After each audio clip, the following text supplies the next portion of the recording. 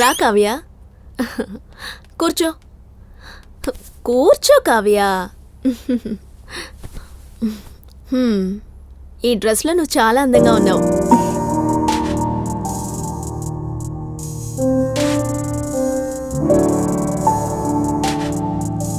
ఓ, David అంటే నీకు బాగా ఇష్టం కదూ?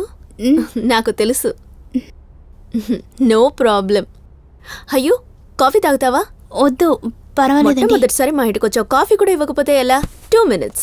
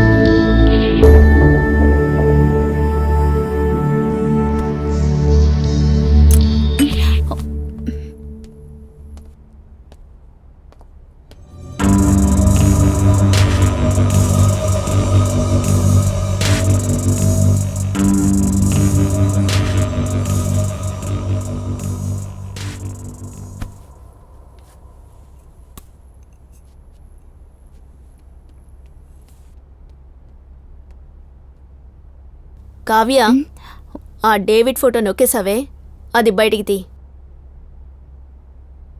బయటికి తీ.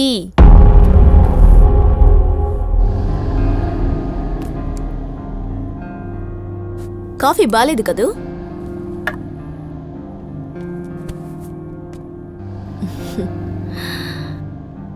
డేవిడ్ చాలా మంచివాడు, అతనంటే అందరికీ ఇష్టమే.